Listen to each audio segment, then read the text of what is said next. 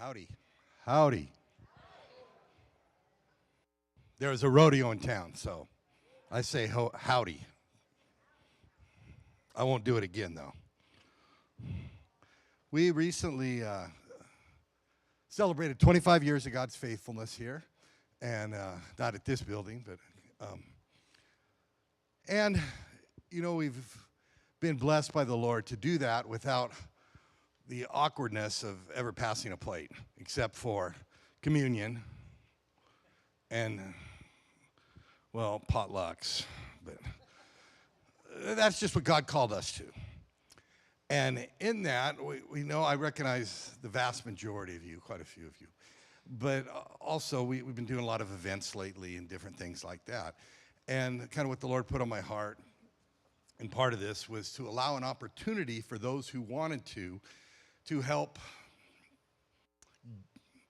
kind of give towards these kind of events that we do pretty often. And in doing that, though, not to pay Redemption Hill or anything like that. So we wanted to present to you someone who is doing a ministry here that you can give to if you would like to contribute to the comedy show. Now, I would advise you to wait till after the show to do that, because, I've known Bob for a long time, and he's hit and miss. I'm going to be honest with you. So let me let Kathy have the mic for a minute. Well, thank you for allowing me to tell you about Faith and Grace. It's the only domestic violence safe house here in Lake Havasu. We've been here for 3 years, so we're relatively new. The first year, we opened our safe house and received women and children fleeing domestic violence. The second year, we opened our transitional house where women and children can go live, and that house is subsidized. When they're at the safe house, they don't have to pay anything. We're there to help them become comfortable with themselves and not live in fear and walk on eggshells, and to give them the opportunity to grow and be the people that they were or the people they want to be. So we get that opportunity, and as a result of the community has been very generous. I'm humbled every time I get the opportunity to speak about Faith and Grace, because it's just on my heart. It's been in my family, and I'm grateful to be able to pay it forward. So any of you that have 2 or more people gathered together, call me. I'll come talk to you in more depth and tell you what we do. We have a lot of wonderful, wonderful things that we're able to do for the women because our community is so generous. The third program that we opened this year is a community outreach program where we have an office. If people need domestic violence counseling but don't need a home to stay in, we provide that counseling. They don't pay for that. We pay for that. If they need help with legal papers, none of us are attorneys. I couldn't afford to pay for an attorney, but I have a wonderful paralegal who helps the women, and we pay for that for the ladies. So whatever their needs are is what we want to be able to provide for them. And so far, God has truly provided for us and for the women. This year has been the year of the children. Whew, we've had a lot of children this year, and it's wonderful. They come in traumatized, a little PTSD, they're afraid, and then we get to watch them blossom and laugh and enjoy all the other children. So we have children's programs and counseling for them.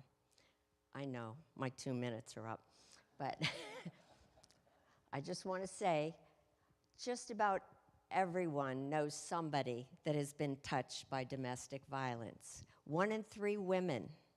When I started 3 years ago, it was 1 in 5. It's 1 in 3 women this year will be victims of domestic violence.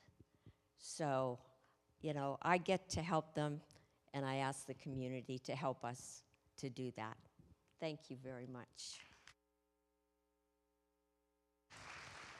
And Kathy's president, and she volunteers. So I think that's kind of neat to know that, right? And so that's kind of where, in this incident, we could be really clean as a ministry, because there is a percentage of you that don't know us at all. If you go here and you give here, you already contribute to Faith and Grace.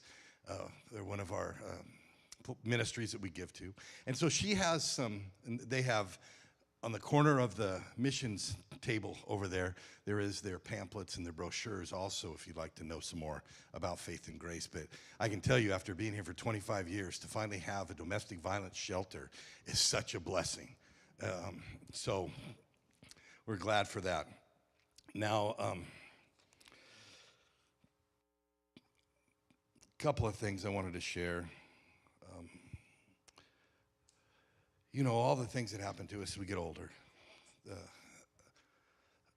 And I've been, well, you know, there's a lot of pastors that want to be comedians, and there's a lot of comedians that want to be pastors now. Bob taught earlier this morning at a church, and he's been doing some of that. Nazareth, who we had out here in October, has been teaching some and stuff like that. And I think it works better for a comedian who has been called to be a pastor than a pastor who wants to be a comedian. And maybe you agree. But I have been struggling with some stuff. Maybe some of you older people have too. The old slept wrong disease. Any of you guys have the slept wrong disease? How about I got up too fast disease? I shouldn't have got up that fast. And then I've also been struggling with I shouldn't have moved like that. I shouldn't have reached for that. But now yesterday, something new popped up to me. And I was at Smith's, just another normal day, and I was at Smith's, and first I had to decide, because it hardly seemed worth it to punch in the phone number for the extra 3 cents off the gallon. It just seemed like it wasn't worth it at this point for the 3 cents.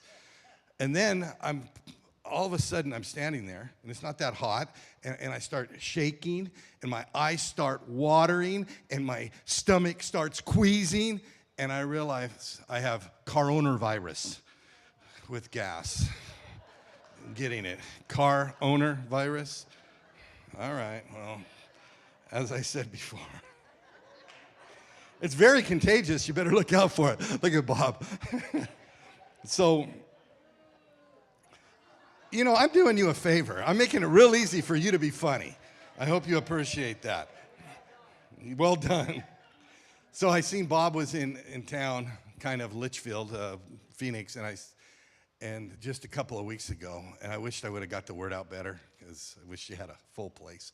But I said, hey, man, what do you think about coming here? He goes, I already got my flight out, and I got to go home, and I got to go to California in 2 days. And I go, well, he goes, let me see what I can do. So he's flying out at 6 in the morning. So and he's going to hang out and then have to sleep in his car and then get on a plane in the morning. And that's what he's going to do. And that's okay, because I'll be sleeping. And so we go back a long ways, and I'm thankful for some of these friends like this. We go back a long way, and he's the only, out of all these friends and comedians and stuff, he's the only one that ever housed my daughter when she was over there doing babysitting in Texas, and had her come over for dinner and stuff like that. He's the reason, with all of our 5 kids and everything, at one point, he was the MC for Spirit West Coast. You remember those big Spirit West Coast? He was the MC, and he got my family in for free, and so that we could go and enjoy that. And it was really getting hard at the age and the weight to hop the fence anymore. So I'm super stoked that you would do that for me, Bob. So he is a true friend. So if we can show the picture, I'll prove it, how far we go back. That was a while ago. And we've had several times together and everything else. So just to bring down the mood, you know, it's nice to gather together at the end of the Lord's Day, Sunday, so we can be refreshed and ready for tomorrow. To have just a little respite, a little bit of kind of pseudo-church time, quiet time together, where we can share a quaint little smile or a subdued chuckle. So as that saying, that serenity and that tranquility washes over us. I would like to introduce to you, all the way from Woodlands, Texas, the man with more strength than Carrot Top if he didn't lift weights and use roids. Tougher than Chuck Norris will most likely be in another 20 or 30 years. Way better looks than Rodney Dangerfield has presently. I know, that's what I'm saying. I'm well aware. So you look better than that. Somebody gave him a compliment. He's like Brad Pitt or something coming in, and I was dying in my office just going, that's funny. I wrote something along his looks. Anyways, he has a voice more distinct than Morgan Freeman. So for the first time in our new building, I want you to welcome with me the unstoppable, uncontrollable, hilarious Bob Smiley.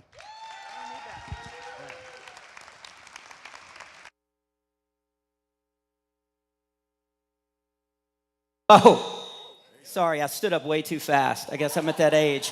Well, yes, I got you guys into Spirit West Coast, and the reason why they gave me free tickets was because they said it was actually cheaper than having to rebuild that fence. So, yeah, no, it's great. I have known Ray forever. I don't even think of you as a friend, man. Not to get mushy, but I love you, man. I think of you more like a great-grandfather. So... But no, he's right. I was doing a show in Phoenix, and he texted me like 2 weeks ago, and he's like, can you change your flight? And I was excited because I didn't know what pro bono meant. And you said where I live. I don't normally like to say that. I didn't tell you not to say it, but I live in a town called the Woodlands, north of Houston. Does anybody know the Woodlands? So, okay, a couple of you guys? Yeah, okay, then I need to say this. I am not rich. The Woodlands is too rich. If there's a fire, the firemen only use bottled water. Seriously, it is. I don't know how we got a house. Either God blessed us with a house or the elderly person I bought the house from thought I was her grandson.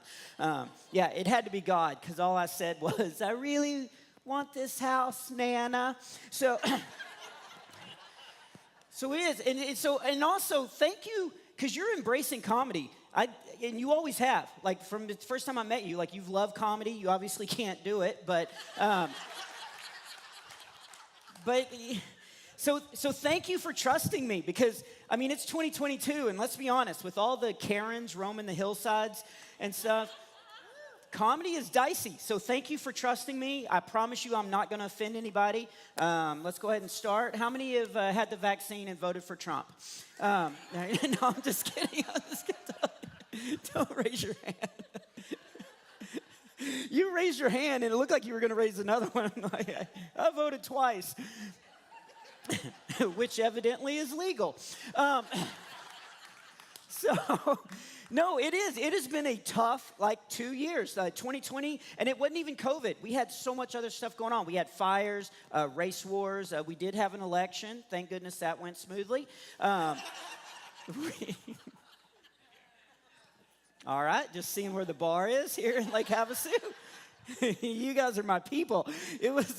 But it was. All my shows canceled. In 1 week, I had the rest of my shows, 73 shows canceled for the rest of the year. But and Ray and I were talking about that. That's when it's good to be a Christian, to have a foundation of Jesus Christ and his love for us. We knew he was going to take care of us, you know? And so we looked for the positive. I didn't know my neighbors.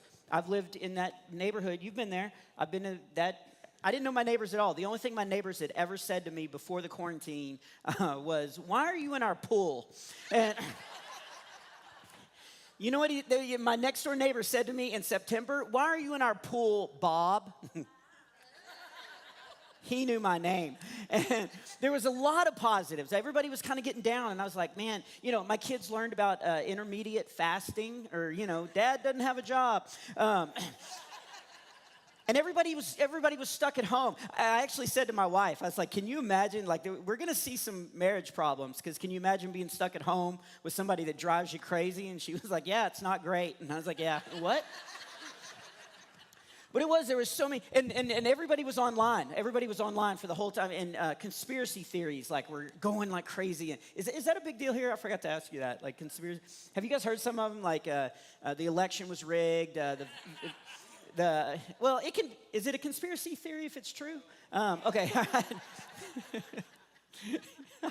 I'm not going to be invited back. I can already tell. But there was all this, the vaccine had a chip in it. Mark Zuckerberg is a human. Come on. We all know he's a robot made out of Sweet Baby Ray's sauce. And some of them like had some truth to it. Some of it was a little dicey. I don't know how you feel about the vaccine has a chip in it, but I don't want to offend people, but honestly, if the government wanted to put a chip in it, they wouldn't put it in a little bitty syringe. They would have put it in a Chick-fil-A sandwich, okay? Yes, yeah. And so there was all these kind of stuff. Have you guys heard the one about birds aren't real? Okay, who said amen? You've heard about it. What are birds? They're drones. They're secret cameras that the government used, and the reason why COVID was invented was so we would all stay in our house so they could change the batteries for the birds. That is a true conspiracy theory. And I'm not trying to like divide everybody, but, and I think I can talk about this because I'm in Arizona. Because sometimes you offend people, and I really do try to just do comedy that's for everybody, but I'm a big hunter, and that offends some people. Let's call them vegans. I don't know why I'm worried about vegans like getting mad at me. It's not like they're going to attack me. I'm made out of meat. But is it okay to talk about hunting? You're leaving already. Don't leave. I almost said bye. I love you. That's not a bad thing, though. My parents, I grew up in a very loving Christian home, and my parents always taught me, if somebody leaves a room, you always tell them how you feel, and which is maybe a little weird, but that's also why I don't like to talk on the phone, because you ever been talking to somebody you don't know very well, but out of habit, you said, bye, I love you? Have you guys done that? I've said that to my mechanic. I said it to an Army recruiter one time.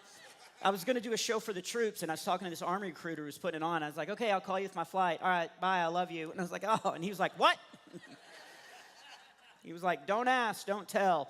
So sometimes you get funny responses, though. I was talking to this guy a long time ago on the phone, and he just sounded really cool. And I was like, oh, man, I kind of want to hang out with this dude. And I was like, all right, yeah, I'll call you with all the information. All right, bye, I love you. And I was like, oh, I did it again. And without missing a beat, he was like, oh.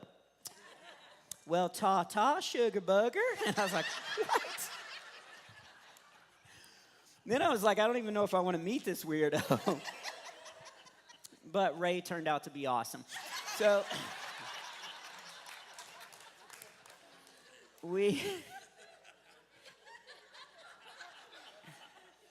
now I don't even remember what I was talking about. Oh, hunting. Is it because you guys in Arizona, there's hunters. Like, you guys have good hunting. Anybody here hunters? Okay, Lottie. Okay, good. Because my wife and I, we have 5 tax deductions, all boys, and so we hunt, and that helps provide for our family. Like, especially during the quarantine, this season in November, I got a 10-point buck. Yeah. I'm not looking for applause. It was awesome, and it did not mess my truck up like I thought it was going to. But we grew up. My parents were loving Christian people, but we grew up poor for most of my childhood, like really poor. Had to eat cereal with a fork to save on milk, and so we grew up hunting, and that provided for our family. So I'm sorry if that offends anybody tonight, but my dad would take me duck hunting, and that, man, anybody been duck hunting? Yes. That's a beautiful father-son time, right? Early in the morning, the sun would be coming up. My dad and I'd be hiding under the slide by the swing set, and I'd be tearing off the bread. The ducks would come waddling out.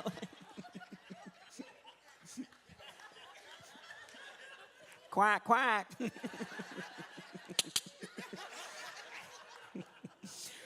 Right? So,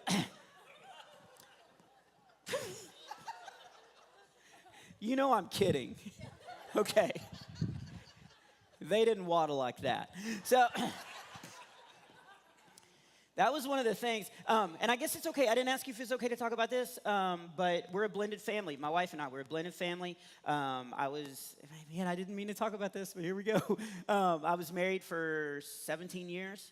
We had 3 kids, and she left. She met somebody from our church who had way bigger bank accounts. And it's true. And it's fine now because it was a great way to see how God would come in and take care of you. And so I was a single dad with 3 boys for a long time. And she left, and she, her mom was like, follow your heart, and her heart loved money. And that sounds so mean. Anyway, I don't want to say anything mean about her because, it's whatever. You can read about her in the Bible when God kicked the fallen angel out. It's so bad. No, I really should write down what I'm going to talk about before I get on stage. But no, we're a blended family, and the only reason why I'm telling you is because I want to tell this one story. But so she left, and I was a single dad with 3 boys for a pretty long time, which was weird because my kids wanted me to date right away, and I was like, no, because you guys knew me. Like I was married for 17 years. I was totally faithful. I'm faithful in any relationship. Like when I hang out with my pastor, I don't look at other pastors. I don't. I'm not like, wonder what his sermon's like. I bet he ends on time. So,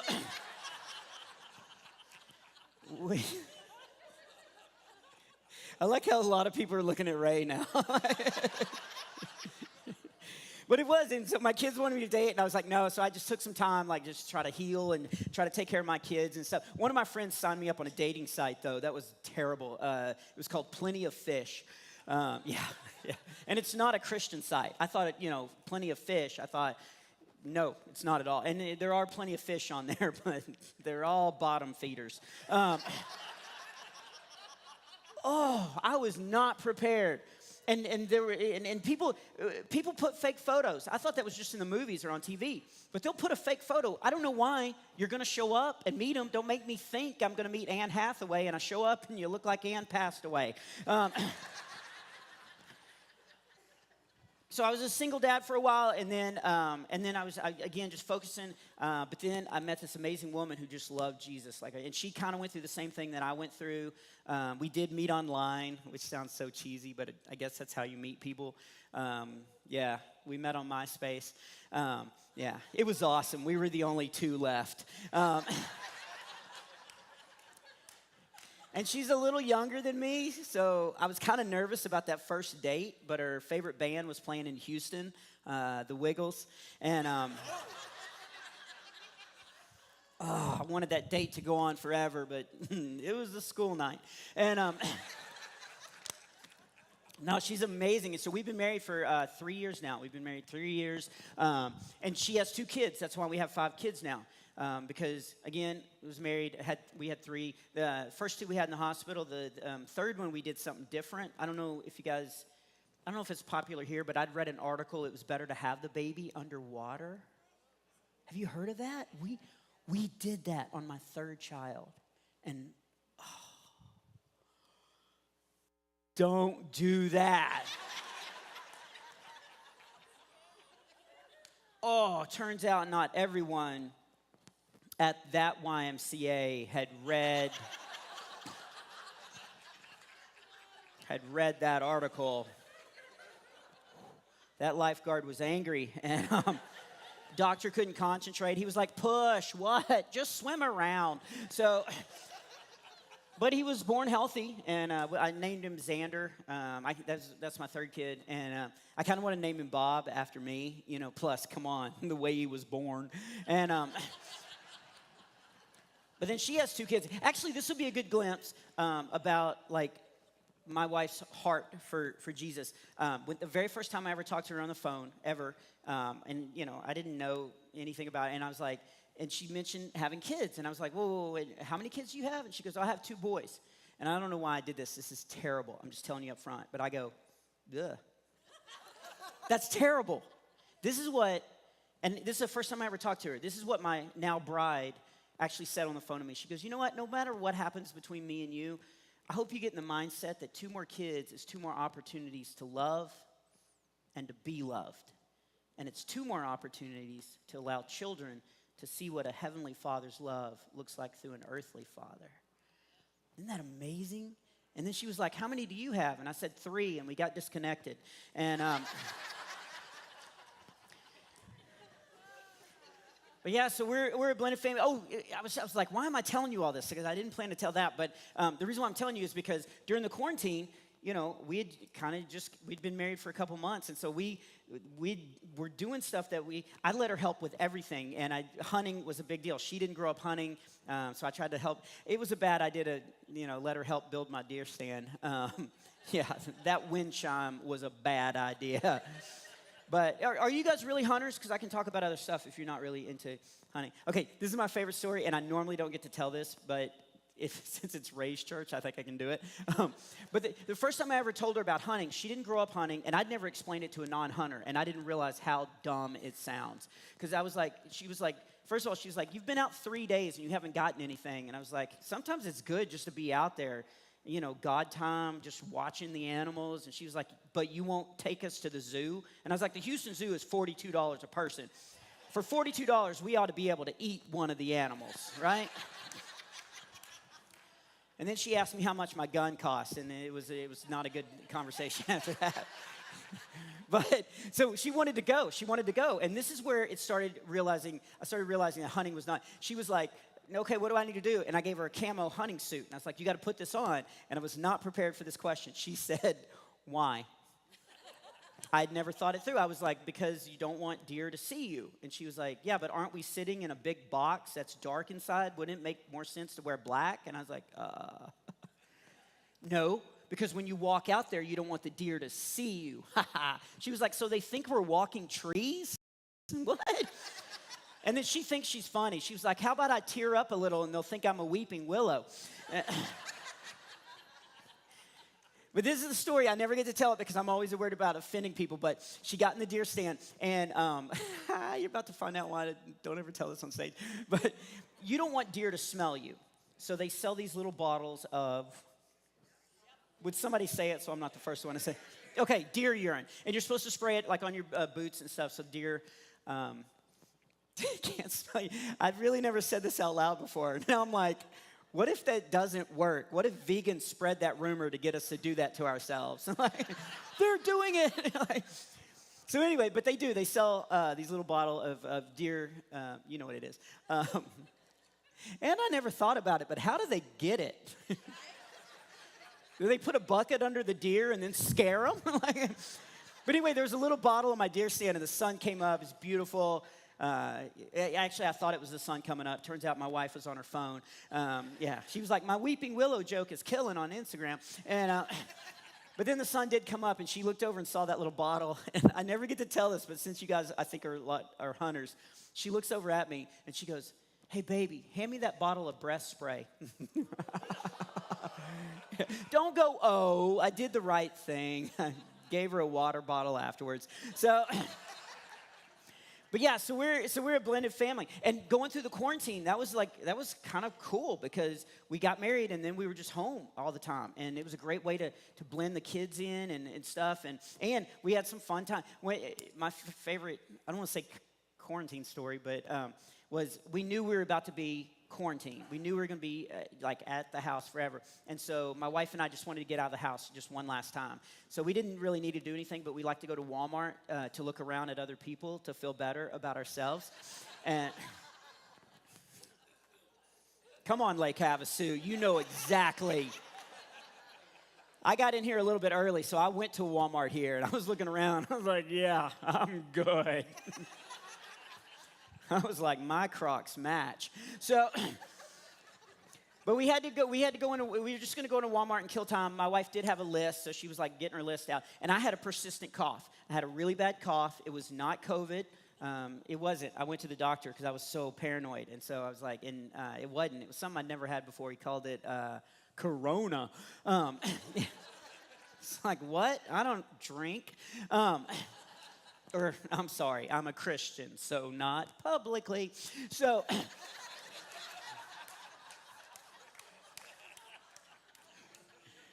I had a persistent cough. And I don't know if you guys realize this, but coughing in public is over now. It's totally over. Yeah, you cough in public, they look at you like you're the Walking Dead. So we were going in, my wife was like, you cannot cough, like you can help it. And so I go in, and so my wife, again, she did have a list. She's like, let's just get these things, and then we'll just kill some time and stuff. So she gave me a couple of things. I was supposed to be getting batteries, but I like to go to the clock aisle and set the alarms to go off at the same time. So I'm doing that, and as I'm doing that, I look up, and I got recognized by 37 people because, you know, I'm famous. And thank you.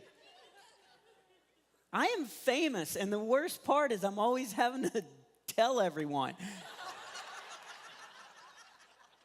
And it's okay that you laughed. It's just weird because I'm hugely famous. Even my kid, though, he tries to keep me humble. I was noticed by 8 different people in one day, actually within an hour. And I looked at my son, my oldest, Coulter. I was like, huh? And he was like, yeah, we're at a family reunion. And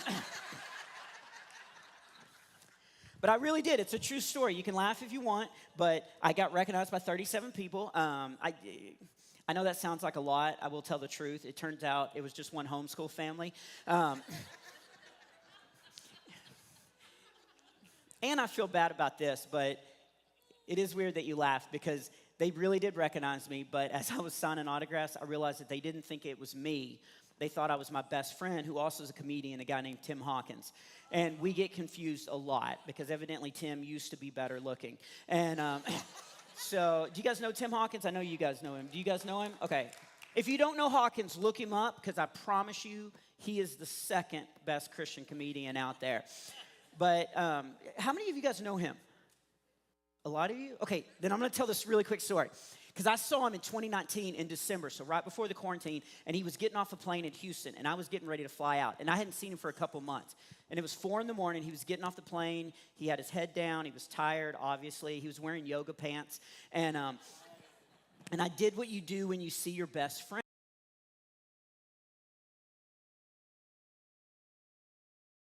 Was like on this corridor, and right before I jumped in front of him, I remembered that he has a comedy bit that he wishes Snickers were bigger. He wishes they made a Snickaloaf, and that's the response he gets when he tells it. Second best. So I don't know why it popped in my brain, but what do you guys hate your drummer? What is up with that? You guys throw stuff at him? Does your drummer have COVID? Is that what? I shouldn't make fun. Maybe he's got bad breath. But so I jumped in front of him at 4 in the morning in the Houston airport, and this is what I shouted at Tim Hawkins' face. I just went, "Want to buy a Snickaloaf?" And that is when I realized it wasn't him.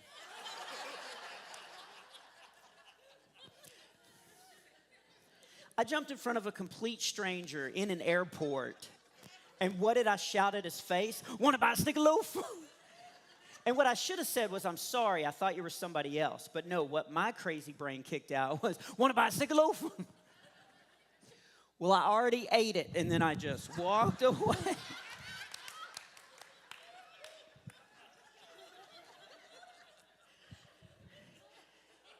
I feel so bad for that dude. Because you know he went home and tried to tell the story and nobody believed him. I got off this plane in this gigantic Girl Scout jumped in front of me and almost wet my yoga pants. Anyway, so back to the story. So they thought I was Tim Hawkins, but they were nice, and they had heard of me. They saw the rock show comedy deal that we did, so we had a little laugh over it. I signed all 38 autographs for all of them. I know I said 37, but it took a while, and they were a homeschool family, so they had another baby during that time. They're like human Pez dispensers.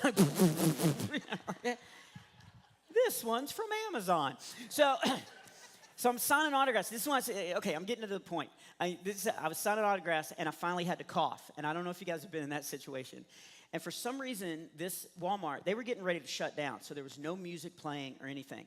And so it was really kind of quiet in there, and I had to cough. And I just turned my head, and I went like that. And it echoed, and my wife was one aisle over. And my beautiful bride heard, and she recognized my cough. And so she very lovingly said, "Stop coughing!" And everybody froze.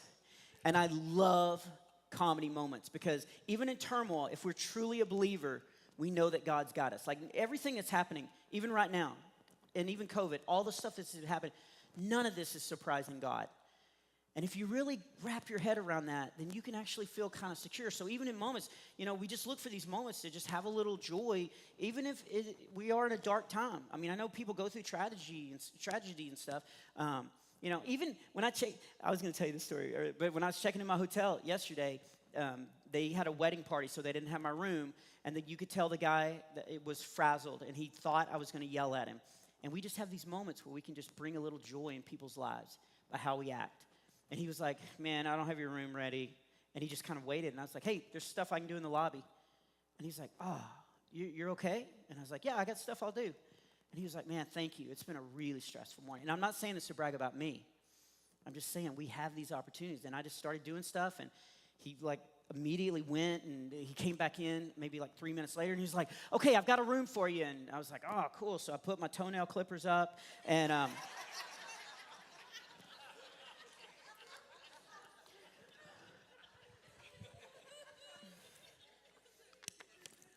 so everybody in Walmart stopped and turned to look at us. And I realized this is a comedy moment. And everybody was on edge, so I just moved the cart around. And my wife is standing there, and now everybody could see. And I was like, "Oh, I am so sorry, ma'am, if I offended you." And she looks up, and she's like, "What? Don't ma'am me."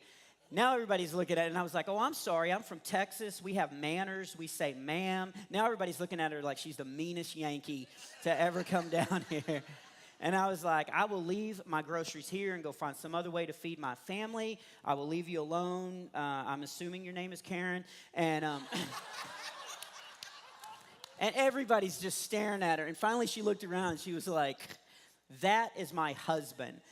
And I was like, "Ma'am, I have never seen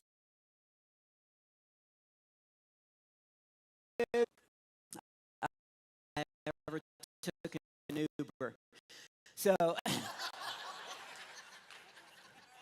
So there was some good, positive stuff. And a lot of people ask me, how did I, keep the bills on and provide for my family? And Uber was it. I got into Uber Eats driving. And it was kind of like a video game. It'd pop up. I'd go get food. I'd get on the freeway, drive it was like Grand Theft Auto. Yeah, I'm still doing it, by the way. I did it in Parker today. It was more like Red Dead Redemption. But it's God will provide a way if you're willing to just be used by him, It was crazy. And you mentioned, I think you mentioned Dry Bar, or were we talking about it earlier? I had a Dry Bar special come out the week that everybody was quarantining, at least in Texas. I don't know when you guys shut down. Actually, you guys didn't shut down, but I love that. Yeah, that's so cool. But when Texas shut down, my Dry Bar was set to drop. Dry Bar is a comedy special they put online, and it's free. And I love that people, because I love putting my stuff online because, actually as long as I don't read the comments, those are brutal. I had to block my dad. And my Dry Bar came out the week, and I honestly thought, and again, I'm not bragging about me, I love how God will use all of us. He can use all of us. And I thought, well, this is cool. My special's coming out the week that everybody's going to be stuck at home, so maybe this will bless people that just need a laugh. And I actually normally don't read the comments. And I had it up, and as soon as it dropped, I was like, "Oh, I'm just going to read the comments. Hopefully it'll help somebody." And the first comment that came up when my Dry Bar special came out, and I started doing stand-up, and I was watching it, and the first comment came in, and it said, "I thought Robin Williams was dead." Second comment, and you can go back and look at this, second comment was like, "I don't think he's Robin Williams unless Robin Williams grew up near a nuclear plant." And I was like... Okay, the haters are here, so. And then the third one said, "That's not Robin Williams. That looks like Conan O'Brien and the guy from Whose Line Is It Anyway?" It looks like they had a baby and couldn't afford to feed the baby. I know, I was reading that going, that's hilarious. It actually cracked me up because I don't care. People can make fun of the way I look because this is the way God made me. And so I'm totally fine with this. I mean, God created all of us different and individual, you know? And one guy was making fun of my ears, and I don't care. My ears were this big when I was born. Can you guys in the back, can you feel the breeze?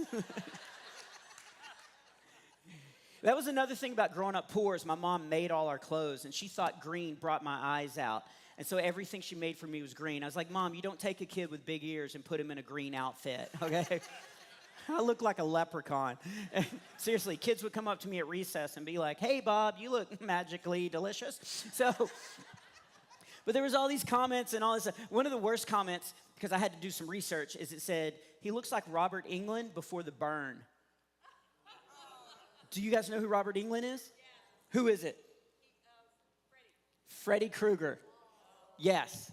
And don't go, oh, because I didn't really help my cause, because I immediately responded, I will haunt you in your dreams. But this is what I'm point. I just came to make you laugh, but you're right, man. I can't get on stage without talking about God, because he is so faithful.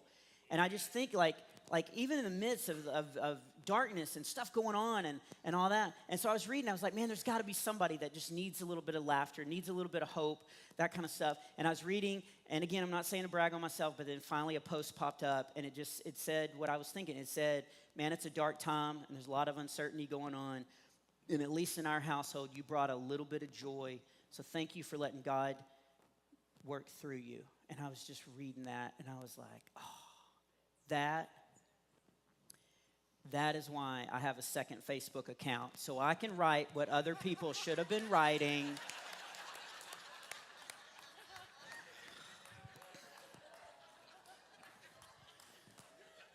But I'm telling you, man, it was a weird time, and I know you guys all probably had trials and stuff, but that's when it's good to have a relationship with Christ. Because when we don't know what's going on, we know somebody that does, And I didn't even know my last show was going to be my last show. It didn't go well. The show went well. There was a language barrier because I do a lot of third world country shows. And I was in, I always forget the name, Little Rock, Arkansas.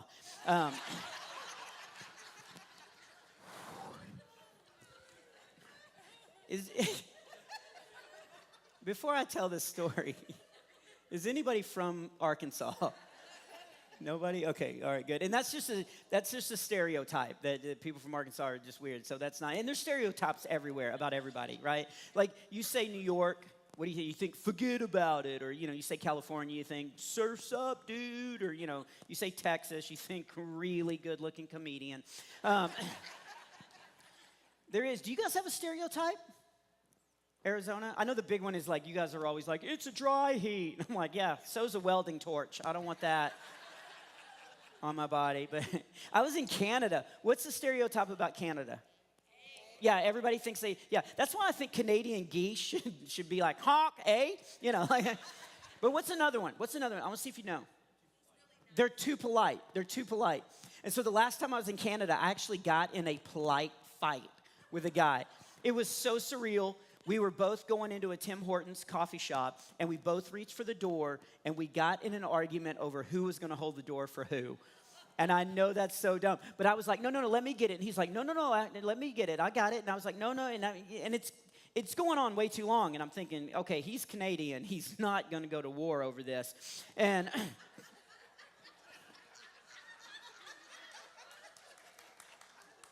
yeah, and if you think that's mean, he was judging me too, because I had a shirt that had a shape of Texas on it, so he was looking for my gun, and yeah, and then he kind of bowed up, and I was like, all right, and so I started moving around a lot, in case he tried to give me a free healthcare exam, and this went on forever. Thankfully, somebody from Detroit came over and stabbed us both, so. But no, my last show was in Little Rock, Arkansas, and the show actually went okay, but I didn't know. So my last time to fly for like a year, I was flying out, and I didn't know they had changed the name from the Little Rock Airport to the Bill and Hillary Clinton International Airport. Yeah, that's... What? Okay, I don't know if you're booing me or if you're booing that as a name. Everybody calm down, okay? I am not a political comic, okay? I don't care how you vote at all, And this story's not going to be about politics or anything, okay? So, and I mean that. I don't care, if you're a Republican, fine. If you're a Democrat, no, hate the sin, not the sinner. So,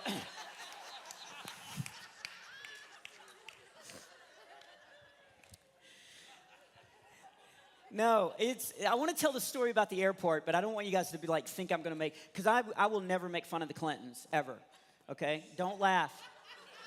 I will not. I am the last person that wants to wake up with a mysterious, self-inflicted gunshot wound.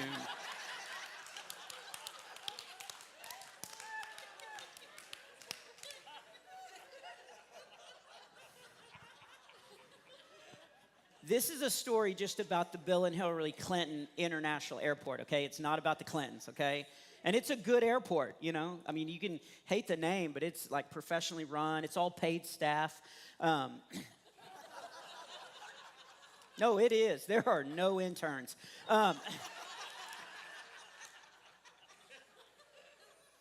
No, I just didn't know they had changed the name because they hadn't changed the signs. Evidently, it took forever to change the name because they put it up to a vote and the Russians got involved. And but that morning, I showed up that morning to fly home, and I thought it was just a normal day. I didn't realize it was the last time I was going to fly, the last time I was going to be able to do comedy for a long time. And I walked in, and the guy was like, he was so excited because they just changed the name. And he was like, welcome to the Bill and Hillary Clinton International Airport. May I see your boarding pass?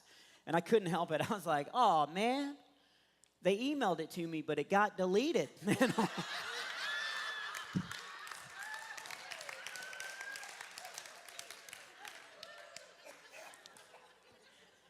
I'm glad you guys are laughing because all I remember after that was, wow,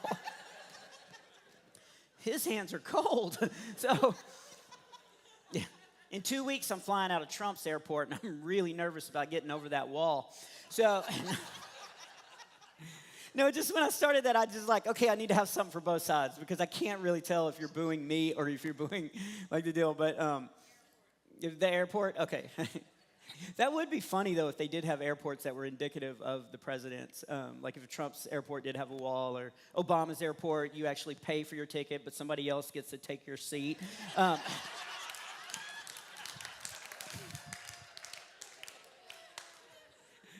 guess Biden's airport, you pay for your ticket, and then you mail it in, and then they write somebody else's name on it.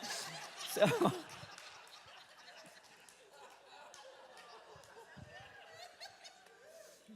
You guys know I'm joking, right? Yeah, you don't actually pay for your ticket. Your grandkids will. So,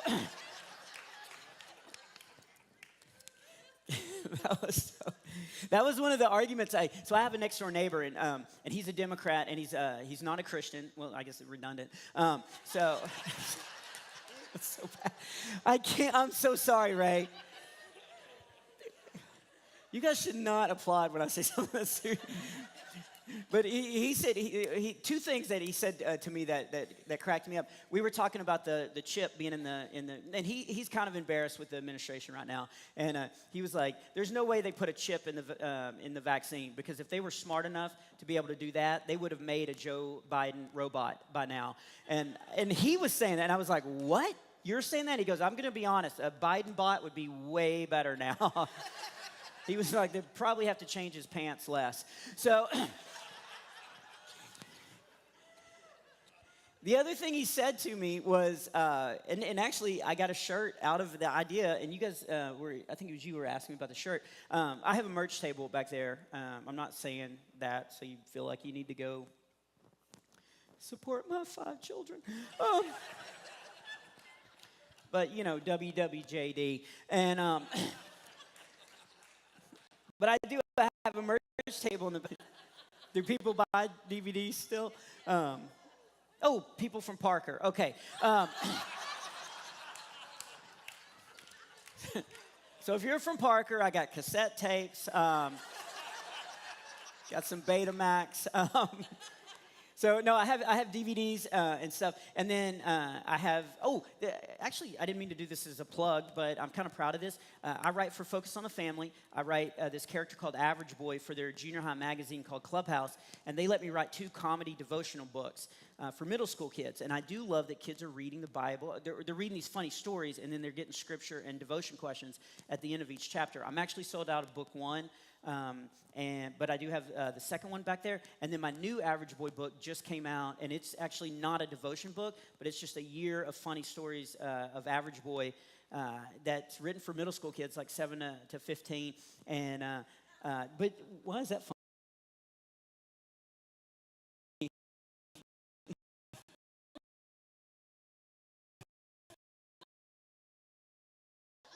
Because Average Boy is trying to do the right thing, being a light in a school and stuff like that. So that's available. That's not what I'm getting at. And I have a shirt. I have a lot of friends that have ADD. I don't know if you know people like that. You know what I'm talking about? Yeah, where they start a story and then they start talking about something else. I'm like, finish your story. So annoying. Do you know people like that? I grew up in this small town with 281 people in it. That's how small our town. And my dad's joke was our idea of a large industrial company was basically a 200-pound Avon lady. Yeah, that was his joke. I would never tell that. But we did. We grew up in this small town. We had a little school, and we had a little, I guess it was a store. It was called a drive-through tobacco barn. I don't even know what happened there. I guess rednecks just pulled up. We're like, yeah, fill her up, please. Like, and so I grew up in this little farm town, this really small little town. And people always ask me, was I like what I was like at school? When I was a little kid, one, I used to be hyper, and then two, I think God has created us. Like I don't think, I know He's created us each with a plan and a path, and He's given us the tools to use those. And I think He made me to be a comedian. I think He gave me the comedy brain, but it used to get me in trouble at school. So I was a good Christian, so I tried to do the right thing, but sometimes the rules to the fire, the teacher's like, in the event of a fire, walk, don't run. I was like, if there's a fire, I'm running. Okay? What do you want us to do, walk down the hallway while flames lick around our body? La, la, ow. One teacher said, in the event of a fire, walk single file. I'm like, yeah, that's a great idea. Let's form a human wick. So you want the fire to catch up? It was like, one of the rules we had was last person out of the room had to shut all the windows. I wasn't trying to be smart aleck, but I was like, okay, let me get this straight. If there ever is a fire, we're all standing outside watching the building burn, watching one kid frantically try to shut all the windows. Like, hey, there goes Jimmy, you can do it. What a shame he almost made it to that last window. So I was, you know, I think God gave me a comedy brain, and I'm glad. And I've tried to find a way to use that to bring other people, just like everybody in this room has, you know, talent that He's given you, and hopefully you're using it to bring other people closer to Him, you know? But in school, I remember first grade, I got in huge trouble. The teacher was like, class, you have to raise your hand to go to the bathroom. I was like, no, you don't. Watch.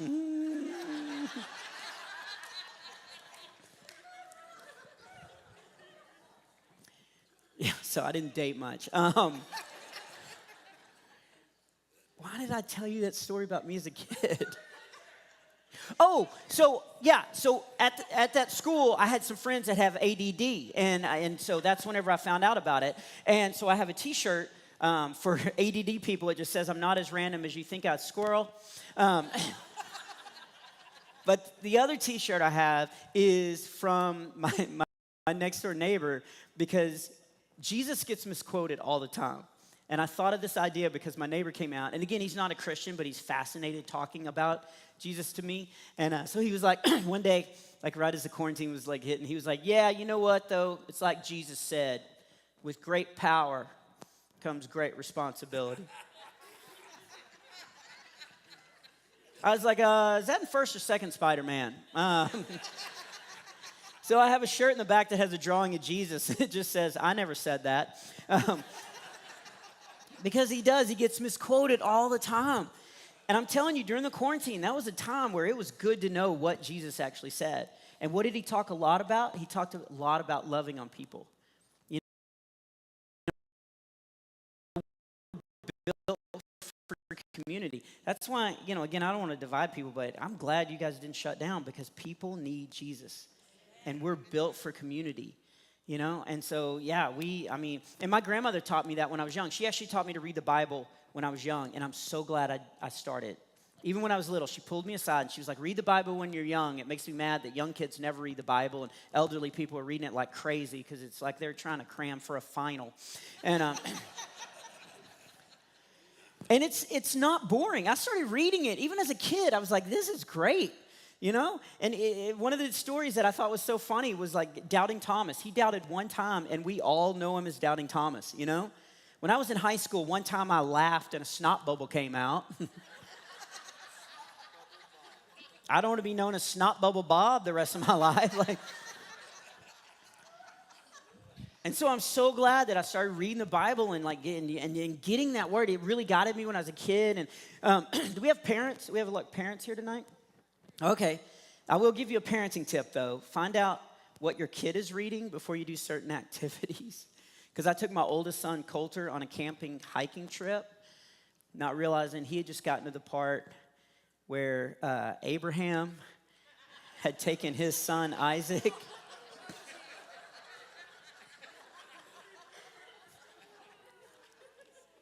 If you're not laughing, you're not cramming for your final. If you don't know the story, God told Abraham to take his son Isaac to the top of the mountain and sacrifice him. He stopped him, but my son had not read that part of the story yet.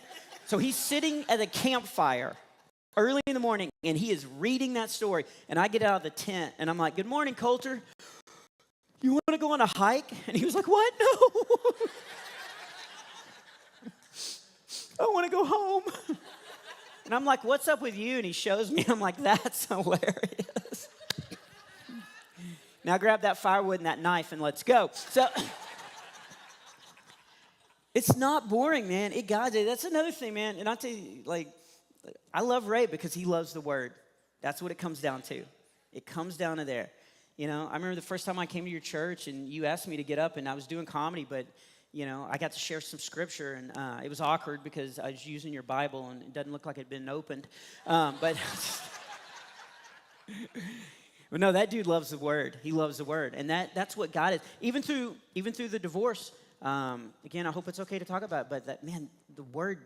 You know, I was reading to my kids one time in the midst of it all, and I'd read about Shadrach, Meshach, and Abednego, and I'd read that story so many times growing up, all through college, and all that, and it never dawned on me till I read it that day in this very, very dark time of my life, and I read that story, and it never dawned on me that God saved them when they were in the fire and not from the fire.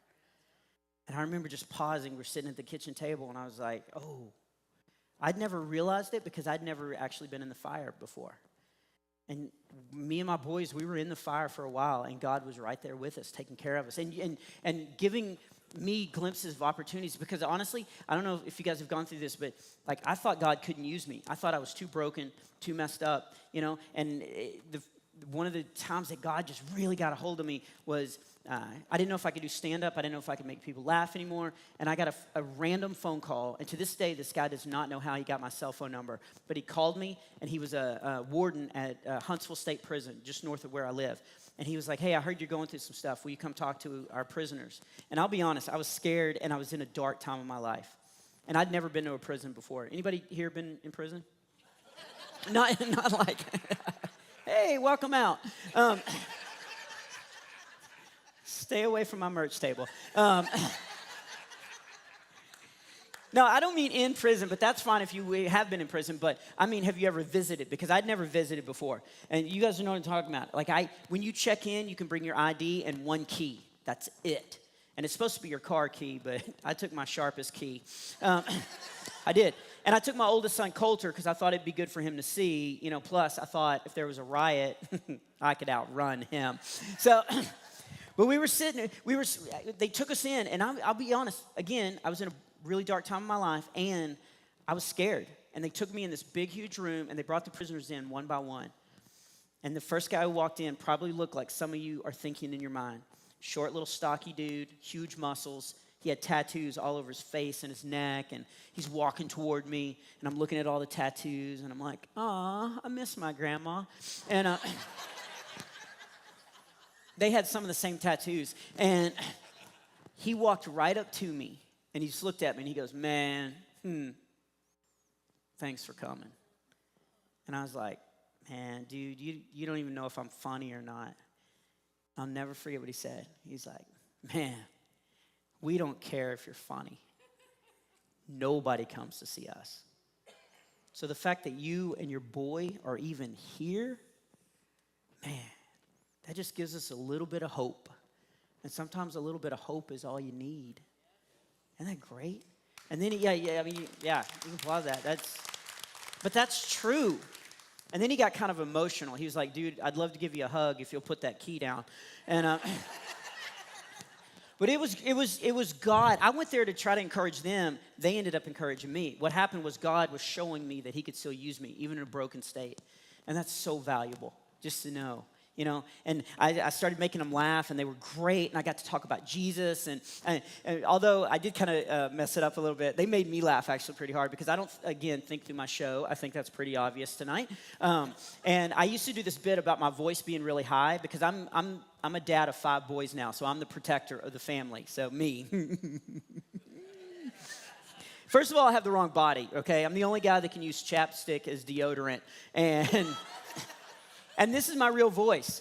So what kind of protector am I? If you were a burglar breaking in downstairs and I was at the top of the stairs at my house, would this scare you? Like, you better not be down there. What is that? I'm the only guy that can stand at the top of the stairs and go, you better get out or I'll call my husband. Like, what? So I used to do that bit. I didn't think through my act, so I actually said to a room full of prisoners, pretend you're a burglar breaking in downstairs. One guy yelled out, don't have to pretend. But it was great. It was restoring. It really was. And they all lined up afterwards. And one guy actually came up to me and he was like, man, that was really good. And I was like, thanks. And he goes, yeah, I live by you. And I was like, cool. What? And he goes, yeah, I saw you start moving around up there. And I was like, oh, I know that dude. He runs on Maplewood. And here's the deal. I do run on Maplewood. So I knew he was telling the truth. So I was like, yeah, I'm that dude who runs with that big can of mace. And but he was just a dude that made a couple of mistakes. And he got into prison. He actually became a Christian in prison. Isn't that amazing? So now he looks back on that like, oh, I am so glad. Sometimes we go through some troubling times to come out stronger, And I'm not, again, I'm always conscious because I don't ever want you to think that I'm bragging on me because it's all God. In fact, I actually kind of messed it up because as I was talking to these prisoners, it was in Huntsville, and right next to it was a town called Willis, and that's where the guy that my ex-wife had the affair with actually lived at the time. So I'm kind of embarrassed by this, but I did stop at one point, and I was like, by the way, if any of you are getting out soon... I'd love to share an address with you. But they did. They all lined up and they hugged us. And most of them just kept talking about hope. Like, thanks, man. You're giving us some hope. You're giving us some encouragement and stuff. One guy actually did lean in. He was like, seriously, all I need is that dude's name.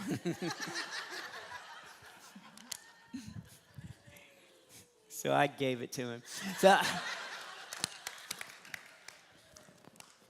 So yeah, God's taken us through a lot and stuff, and now I'm married to this amazing Christian woman and stuff. And even our wedding was so much fun because I'm kind of notoriously frugal. I'll say frugal instead of cheap. Like our first date, I didn't get her flowers; I got her seeds. And my wife is not like that. She actually doesn't have a problem. In fact, actually for 3 months, the first 3 months we were dating, I thought she gave monthly to a orphanage in Germany because I didn't know what Nordstrom's was. So we have a different idea of how to spend money. And so we were paying for the wedding. And so I just casually said to her, hey, whatever we don't spend on the wedding, we can actually use to like do some stuff around the house. I didn't know that was going to make a huge difference. Oh, it was game on. She was like, really? We can put all that money into the house, like doing stuff. And I was like, yeah. And she was like, okay, then we're going to do this. And I was like, I didn't think I could be out cheaped. Like an hour later, she comes back and she's like, everything's planned. And I was like, what? What about invitations? She's like, I've emailed everyone. And I was like, what about a cake? She was like, Betty Crocker gets an invite. And I was like, what about music? She was like, DJ Alexa just confirmed. And I was like, this is great. Like, I've never been so much in love. And it was an outdoor wedding. I was like, what about chairs? She was like, it's BYOC, bring your own chair, baby. And I was like, oh, man. And then I was like, what about doves? You wanted to release doves. And she's like, we're still doing that. But I told everybody to bring a shotgun, and that takes care of the dinner. So, So we did. We had a bunch of people over, and, man, it was a blast. We confessed our love to each other. I gave her a ring. It's me. I bought her a ringtone. And yeah, everybody had fun. Well, not everybody. Some people were mad because we charged for parking. Those people did not buy anything at my merch table. But yeah, and we got married. We went to JCPenney's, returned the dress, and it was awesome. And it was. And so, I mean, it's just amazing. And so I'm just telling you, man, I don't know what's going on in your life, but I just want to remind you that God's got you.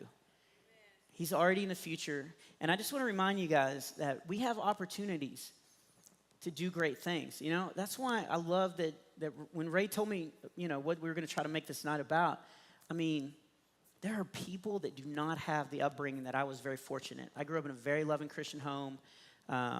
My parents just loved me. My dad was my dad's really funny. My dad used to love to pull little prank. My dad taught me how to play slug bug. You see a Volkswagen Beetle, you punch yeah.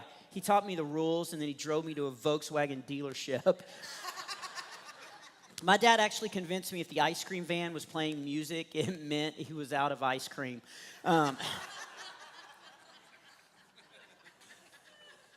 wasn't even the worst. The worst prank, because it took me 6 months to catch on, was every night my dad had me take communion, and I thought it was because I was a strong Christian kid. And finally my brother was like, dude, he's just giving you NyQuil. So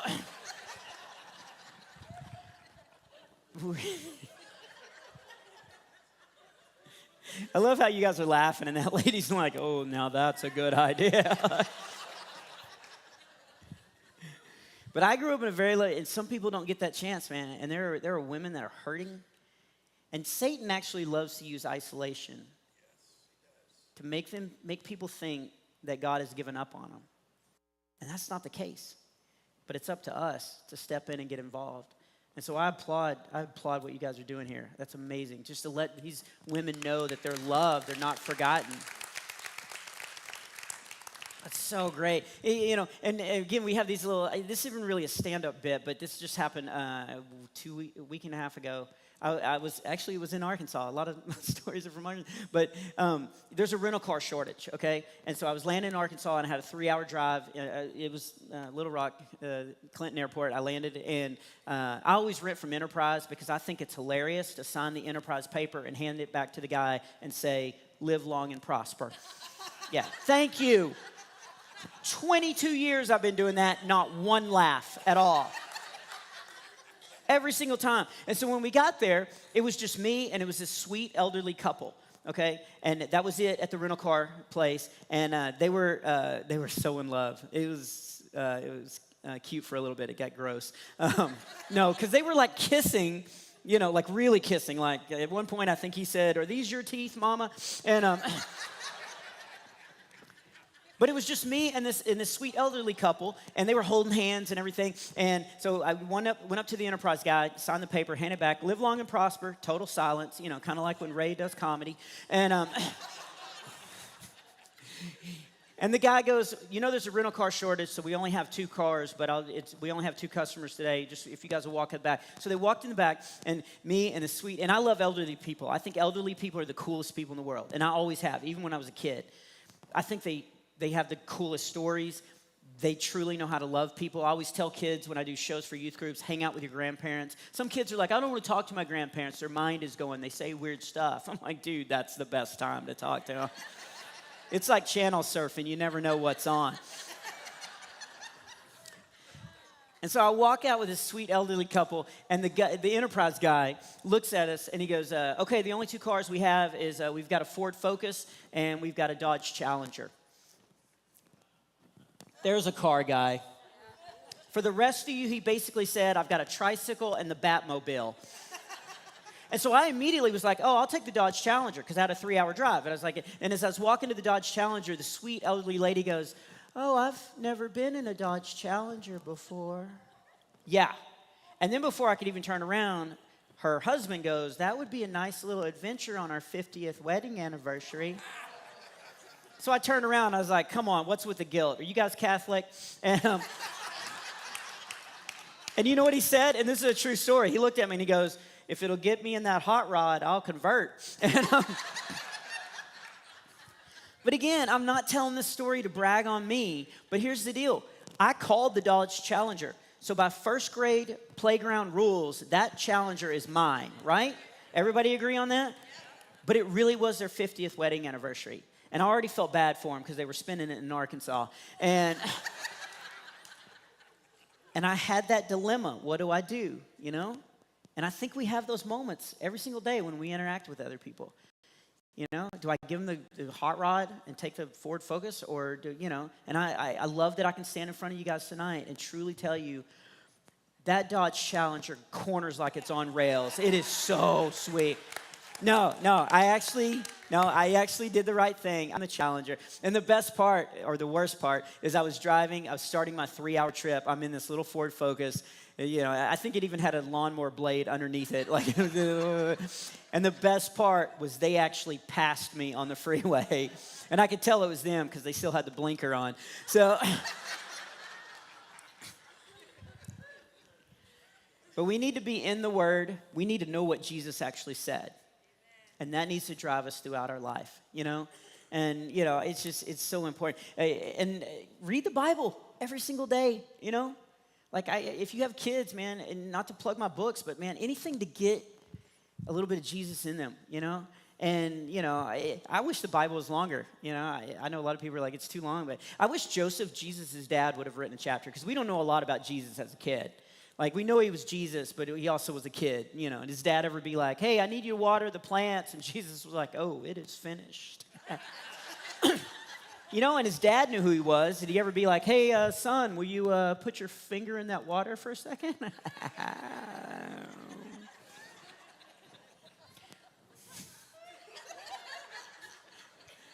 There are way more Catholics over here than over here. But we know Jesus was sinless, but did his dad ever have to get on to him? You know, his dad ever be like, look, son, stop spitting in everyone's eyes, okay? When you go to school, you don't have to keep sharing your lunch with everyone, you know.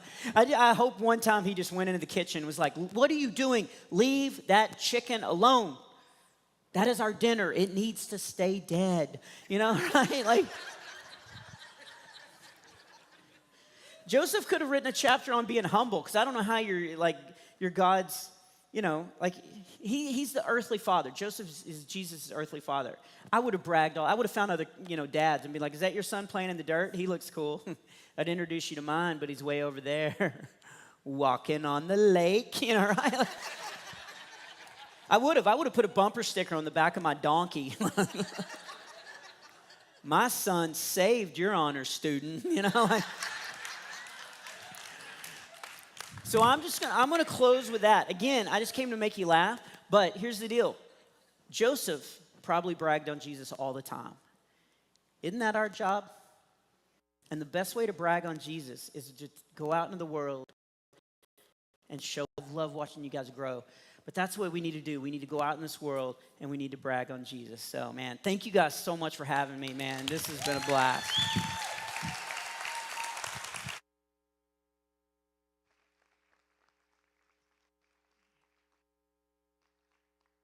So I'm glad he changed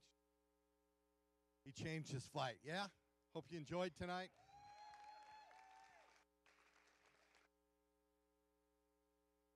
Caleb, what are you doing? So if you'd like to give to Faith and Grace, you can put it in that agape box or that agape box, or you can give it to Kathleen directly. And if you'd like to get some of those shirts from the ideas I gave Bob, go ahead and do that. God bless you, keep you, make his face to shine upon you, lift up his countenance towards you, and give you peace. Thanks for being here. God bless you.